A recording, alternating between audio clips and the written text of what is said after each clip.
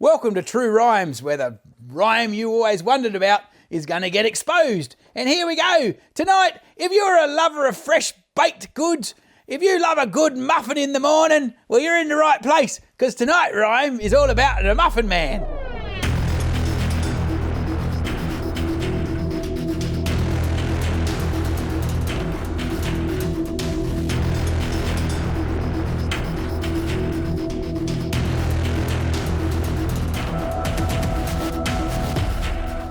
So here we go. This is another rhyme where a bloke has to have an attempt at singing, because I think it comes out better as a song.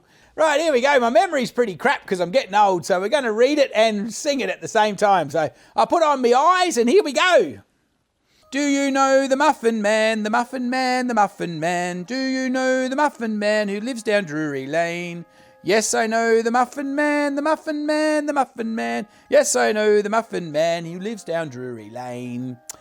Ah! What a cheery little song. Tell you what, I have a hankering for a fresh muffin right now. Because back before there was Uber Eats, there was Uber Bakers. Because they would turn up and they would actually drop your fresh bread off to your door every morning. It wasn't quite the selection that you had nowadays, but hell, nothing like a bit of fresh bread at your door, or a fresh muffin in this case. Whew, I tell you what, but in Drury Lane there was a bit of competition for that business. Tonight's rhyme is about a baker. Surprisingly, he lived on Drury Lane, and guess what? His name was Frederick Thomas Linwood. Wow, look at that. How good is my research? I think I've found out a bloke's name. You'd never know where we're going to end up. Of course, you might have guessed, being that he's making muffins, he's a baker. And as you know, in the days of old, baking bread was a pretty tough gig. As you can imagine by our rhyme and the way it's gone together, our mate Frederick was a baker, and he was on Drury Lane. But there was not the only baker that was living there, so he thought to himself, I've got to come up with a plan and increase my holdings, increase the circulation of my muffins.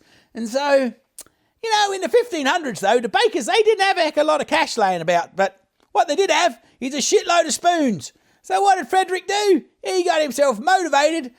Yeah, I know what you're thinking out there. Spoons are not a very deadly weapon, but trust me, when you're an ingenious dude, you can make shit happen. And he got organised, and a spoon's got a nice long handle, so he sharpened it up to make it a stabbing instrument, and whoop, he'll give you a bit of a poke in the back, and whoop, next thing you know. And the story unfolds, the bloke did a pretty good job, I guess, if you got motivated enough to sharpen a spoon and go killing people. Hell, he managed to kill 7 other bakers in Drury Lane, which was rather successful, I think, if you think about it. I don't know, I'm tipping if you go to all the trouble of sharpening a spoon and going about killing folk, there probably were better bakers than you, but, you know, I don't know. I know this doesn't say that anywhere, but I'm just tipping that's the case. Because, you know what, if I was going to go out and murder some bakers, I'd at least make sure it was the better ones than me and not the shit ones. So after old Frederick Linwood had managed to kill off 7 bakers, I think that makes him a reasonable candidate to become a serial killer. And the first name he got was the Drury Street Dicer. But that really didn't stick because there was something more to this story. Now, if that's not crazy enough, going around killing the opposition, which actually was a positive outcome for his business, in some respects he got more customers, but with more customers came more children, and he was most annoyed that he had children running around his baker's shop and knocking shit over. I don't know whether they were stealing muffins or what was going on, but I don't think they were doing that. I think they were just there being kids, making a mess, and I don't reckon our mate Frederick, or the Muffin Man, was much of a friendly fella, because he come up with a new plan, and I'm guessing it's not a huge jump if you're going to be killing bakers to going around killing children, but hell, let's not dwell on that too much, because that's a bit messy. Now, of course, in the bloomin' 1500s, even with more customers, there still wasn't a lot of cash to go around. The Muffin Man was not going to be held back just because he had limited resources. He come up with an ingenious plan. He tied a muffin to a piece of string so as the kids would think, oh, there's a nice warm muffin and I'm going to get that. And as the kid would reach down for the muffin, he'd pull it away from him and then they'd chase it into a dark lane. I know what you're thinking out there. Your kid would not be chasing the muffin down the blooming back alley, because hell, but just remember, back then, everybody was starving to death and the bloody muffin, even if it was dragged through the horseshit, was probably quite edible. Anyway, the legend continues. Apparently he would get the kids to the back of the shop which was a reasonably dark place, and he'd whack 'em with a spoon. Okay, I know, we're back to the spoon again. Use your imagination. Now, look, spoons, you're thinking of your little pissy little wooden spoon you got in your kitchen. But if you actually knew what they were using in a baker's shop to stir up these great big pots, they were massive wooden spoons. They were more like a cricket bat. So I reckon they were more than capable of knocking you and me out, never mind a kid. The kid didn't have a chance. So old Muffin Man would whack the kid on the back of the head, drag him into the shop.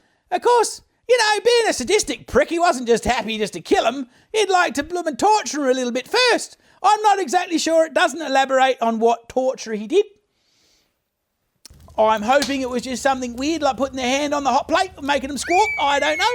So this is pretty much the original rhyme that the kids would sing to each other once they figured out the fact that bloody chasing muffins down the lane was not a very good idea. It was probably bad for your health. So never mind the fact that it was probably bloody unhygienic. And so the kids would all sing to each other, "Do you know the Muffin Man?" with a question mark. "Do you know the Muffin Man, the Muffin Man? Do you know the Muffin Man who lives down Drury Lane?" And the other kids would answer with a song in return, and they'd say the same thing. And they'd join up and say, "Yes, we know the Muffin Man," and then they'd all go off singing together, and they'd say, sing down the lane, "Do you know the Muffin Man, the Muffin Man, the Muffin Man? Do you know the Muffin Man who lives down Drury Lane?" And this was their way of warning each other that there was a murderer who didn't like kids a hell of a lot, and he was living on Drury Lane. And I'm tipping that Drury Lane was very much a bad place if you were a kid. So the kids were all informing each other, if you see a bloody muffin tied to a piece of string, it's just not worth your life. Leave the bloody thing for the birds to eat. Hell, so kids, if you happen to be wandering along the street and you see a muffin and it happens to be tied to a piece of string, bloody run the other way, for fuck's sake. Well, thank you all for watching. Now you know what the hell has happened down with that Muffin Man. Living on Drury Lane, he's a miserable prick, but I'm not. I'm actually a good bloke.